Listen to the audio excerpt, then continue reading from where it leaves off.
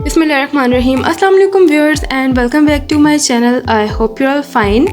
तो आज जो है हम हाफ वेव रेक्टिफिकेशन प्रॉब्लम्स कर रहे थे और आज है उसका न्यूमेरिकल नंबर 7। ठीक है, अब इस न्यूमेरिकल में क्या डिफरेंस है, ये बाकी न्यूमेरिकल से डिफरेंट किस तरीके से है, तो इसमें ये चीज़ है कि हमने प्रीवियसली जितने भी न्यूमेरिकल्स किए मतलब ऑलमोस्ट, उसमें हम ट्रांसफार्मर को कंसिडर कर रहे थे। एक प्राइमरी वोल्टेज की हम वैल्यू निकालते थे, फिर हम सेकेंडरी की निकालते थे। लेकिन इस वाले न्यूमेरिकल में हमें कोई प्राइमरी और सेकेंडरी नहीं दिया हुआ, सिंपल वोल्टेज दिया हुआ है। तो अब इसका क्या मतलब है? हाँ, इसका मतलब ये है कि कोई ट्रांसफार्मर नहीं लगा हुआ। ये जो हमारा सर्किट है ये एक इंटैक्ट सीरीज सर्किट है, ठीक है, और इसमें कोई आइसोलेशन नहीं है। आइसोलेशन मतलब अलग अलग नहीं है दो सर्किट्स। डायोड वाला सर्किट अलग हो सेकेंडरी कॉइल के साथ और जो एसी मेन्स वाला है वो अलग हो, ठीक है। तो अब यहाँ पर आपको सिंपल वोल्टेज दिया हुआ है, कोई आपने वोल्टेज जो सेकेंडरी वोल्टेज है वो निकालना नहीं है। आपको सिंपल जब वैल्यू दी हुई है इसका मतलब आपको सेकेंडरी वैल्यू ही दी हुई है, ठीक है। यहाँ पे कोई प्राइमरी और सेकेंडरी वाला सीन नहीं है, आपको सिंपल वोल्टेज दिया हुआ है and you have to consider कि हाँ आपको ये सिंपल वोल्टेज दिया हुआ है, ठीक है। तो देखते हैं आप इसको किस तरीके से सॉल्व करते हैं। So let's go for it.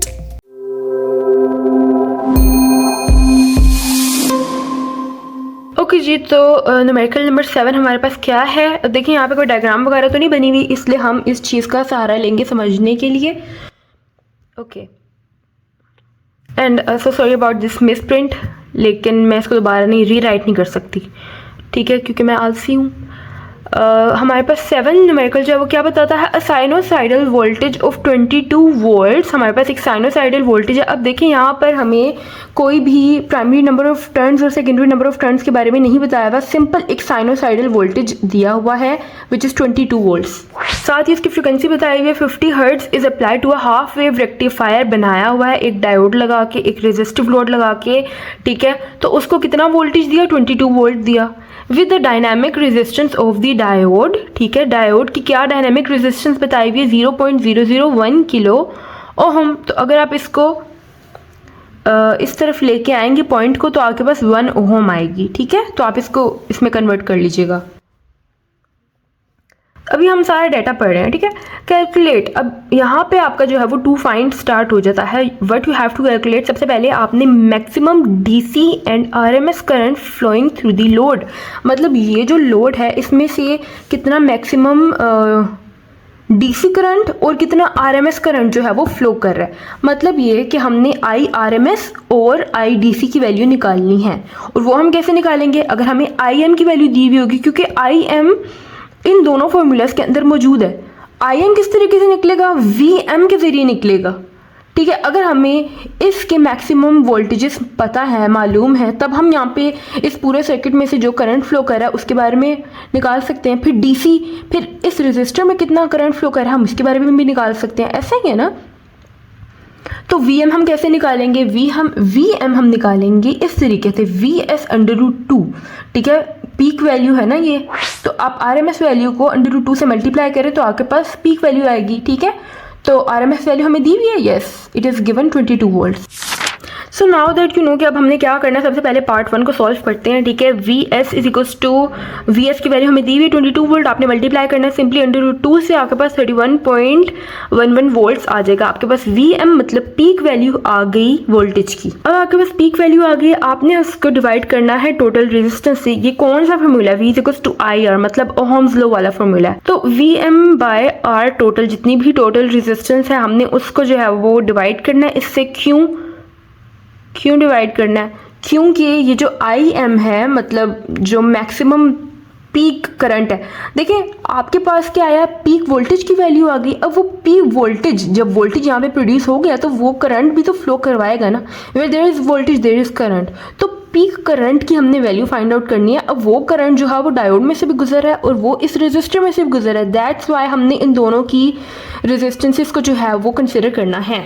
तो हमने क्या किया, इनकी रेजिस्टेंसेस को जो है वो एडअप करवा दिया नीचे। 1.001 किलो ओहम्स आ गया। आप इसको 1001 ओहम्स भी लिख सकते हैं, किलो बेशक ना लिखें, ठीक है। इसको आपने जस्ट डिवाइड करवाना है और आपके पास 31.1 मिली एम्प्स आ जाएगा, ठीक है। मतलब हमारे पास पीक करंट की वैल्यू आ गई, ठीक है। अब हमारे पास IM आ गया तो वो हमारे लिए इतना ज़्यादा बेनिफिशियल है कि हम IRMS भी निकाल सकते हैं और IDC भी। और तो और हमने फाइंड आउट करना क्या है, हमने यही तो फाइंड आउट करना है, मतलब IDC फाइंड करना है और IRMS फाइंड आउट करना है, मतलब हमारे दोनों पार्ट्स हो जाएंगे इस तरीके से, ओके। तो IDC इक्वल होता है, अब यहाँ पे सारी कैलकुलेशंस हैं, ठीक है, और वहाँ पर कॉन्सेप्ट है। तो IDC इक्वल है IM बाय पाई, कि आपने सिंपली जो मैक्सिमम पीक करंट निकाला था उसको पाई से डिवाइड कर दें, तो आपके पास IDC यानी करंट जितना लोड में से गुजर है उसकी वैल्यू आ जाएगी। और तो और आपके पास IRMS आ जाएगा अगर आप इस पीक वैल्यू को डिवाइड कर दें 2 से। तो ये हाफ वेव रेक्टिफिकेशन के फार्मूलाज हैं। अगर आपके ये कॉन्सेप्ट्स क्लियर नहीं है तो आप काइंडली जाके जो है ना वीडियोस देखें इसकी, ठीक है। तो ठीक है, हमारा फर्स्ट पार्ट जो है वो कंप्लीट हो गया।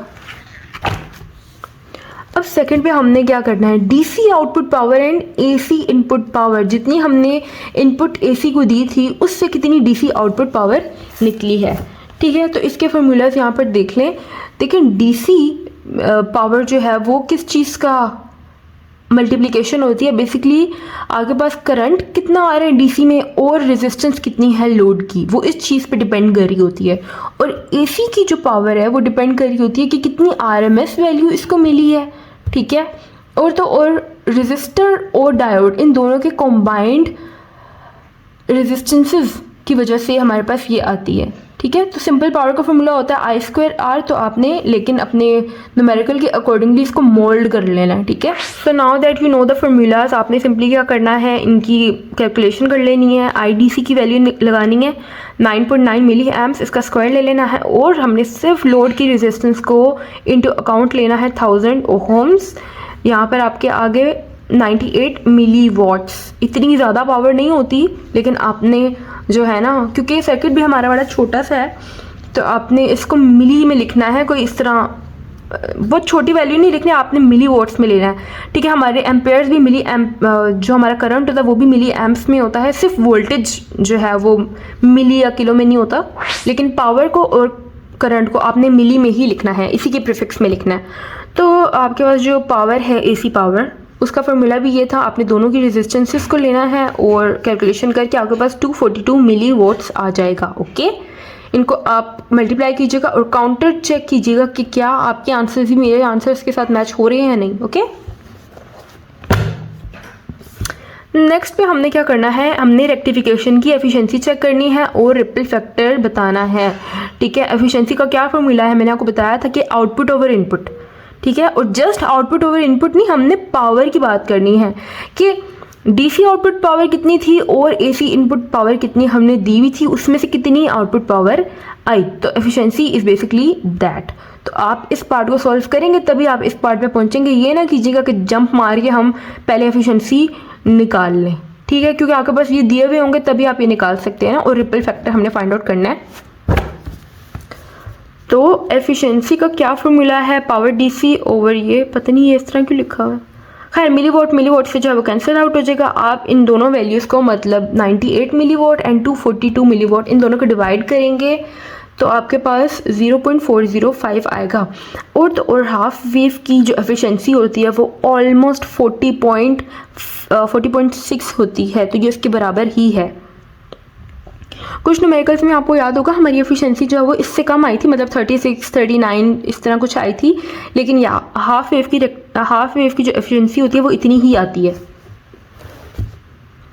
Now coming towards the ripple factor. अब रिपल फैक्टर का ये जो सिंबल है ना, गैमा टाइप, ठीक है, ये इसका सिंबल होता है, इसका फॉर्मूला होता है IRMS डिवाइडेड बाय IDC, मतलब जो हमारी सिंपल DC वैल्यू है वो कितना ज़्यादा फ्लक्चुएट कर रही है, उसमें कितने ज़्यादा रिपल्स हैं और कितना AC कंपोनेंट मौजूद है, ठीक है। इसके भी फॉर्मूला हमने निकाले हुए, डिराइव किए हुए हैं और इनकी लॉजिक समझी हुई है। खैर, आपने IRMS की वैल्यू और IDC की वैल्यू निकाली तो थी ना स्टार्ट में, ये आपकी IRMS की वैल्यू है और ये IDC की वैल्यू है, तो आपने देखना है कि ये DC से कितना ऊपर या नीचे है, ठीक है। तो आपने सिंपली इनकी वैल्यूज़ पुट कर देनी है। मिली एम्स से कैंसिल आउट हो जाएगा। आपने स्क्वायर लेना है डिवाइड करके, उसके बाद स्क्वायर लेना है, फिर माइनस करना है, जो आंसर आएगा उसका अंडर रूट ले लेना है, तो आपके पास ये चीज़ आ जाएगी, ठीक है। और रिपल फैक्टर हमारी हाफ वेव रेक्टिफिकेशन के लिए 1.21 ही होता है। आपकी IRMS और IDC की कोई भी वैल्यू है, कोई भी, आई रिपीट कोई भी वैल्यू है, आपके पास रिपल फैक्टर हमेशा 1.21 ही आता है, क्योंकि हाफ वेव इससे ज़्यादा तो रेक्टिफिकेशन कर ही नहीं सकता ना, ठीक है। तो guys that was it. Okay so guys that was it for today. ये हमारा लास्ट न्यूमेरिकल प्रॉब्लम था। अब नेक्स्ट पे हम हाफ वेव रेक्टिफिकेशन पढ़ेंगे, या but with a soothing capacitor, कि हमने फिल्टर्स को किस तरीके से यूज़ करना है। अभी जो हमारे पास DC वेव आई है वो कैसी है, वो बम्पी है, उसमें रिपल्स हैं, ठीक है। लेकिन हमने क्या करना है, हमने इन रिपल्स को ख़त्म करके DC वेव बनानी है, मतलब एक स्ट्रेट लाइन बनानी है। ओके, तो हम उसको किस तरीके से जो है ये DC वेव किस तरीके से बनाएंगे, तो ऑब्वियसली हम कैपेसिटर्स को यूज़ करेंगे ताकि वो उस वेव को स्मूथ सिन आउट कर सकें। तो या नेक्स्ट वीडियो में हमने कैपेसिटिव फ़िल्टर्स के साथ हमने पढ़नी है और इसके एडवांटेजेस और कुछ डिसएडवांटेजेस पढ़ेंगे। एंड नेक्स्ट पे हम फुल वेव रेक्टिफिकेशन का टॉपिक स्टार्ट करेंगे, उसकी RMS वैल्यू, एवरेज वैल्यू और साथ ही साथ उसके भी numerical problems. So guys, that was it for today. I hope you liked the video. If you like it, give it a big thumbs up and subscribe to our channel if you know. Okay, thank you. Allah Hafiz.